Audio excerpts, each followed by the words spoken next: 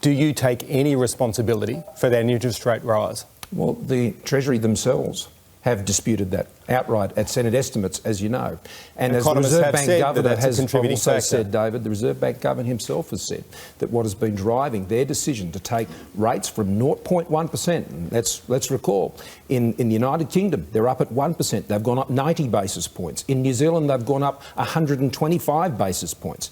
In the United States and Canada, they've gone up 75 basis points. What has happened is Australia, because the Australian economy is leading the world out of advanced economies all around the world right now, we've got more downward pressure on interest rates in those economies and more downward pressure on the rising costs of living compared to other countries around the world. Scott said last year that petrol prices and interest rates would go up under us. The truth is they've gone up under them.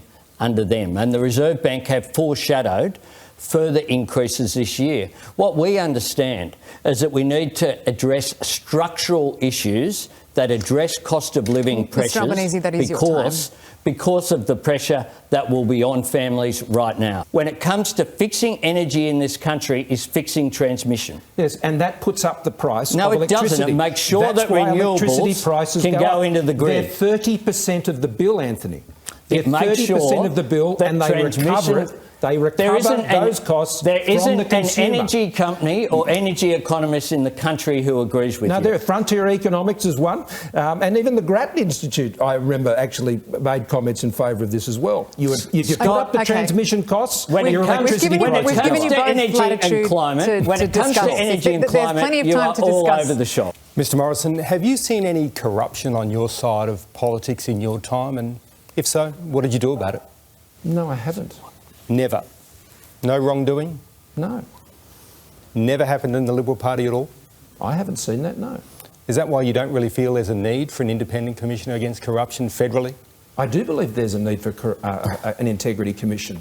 And I have 347 pages of legislation.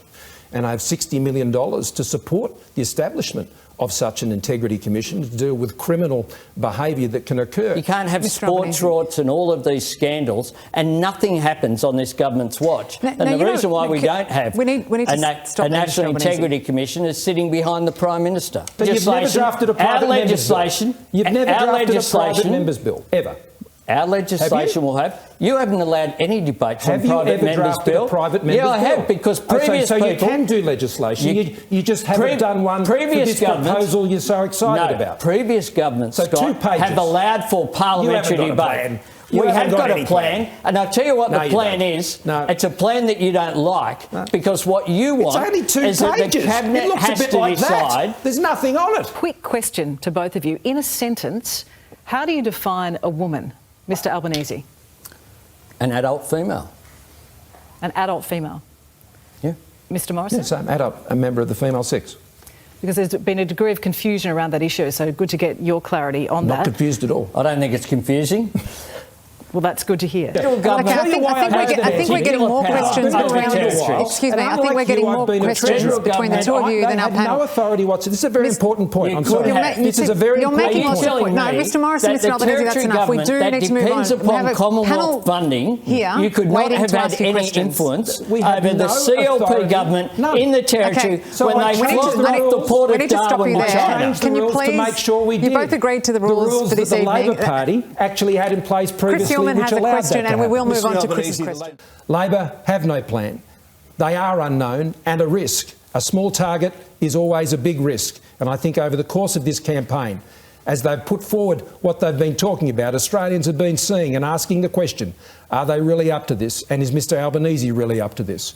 You know what we've achieved together, and we can keep achieving that by sticking to that strong plan, because a strong economy means a stronger future. And I will say this, there are four words you'll never hear from me.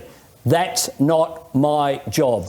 I'll never say it. If I get the job, I'll do the job each and every day. That's your time, Mr Albanese. Well, look, thank you to both Scott Morrison and Anthony Albanese for taking part tonight.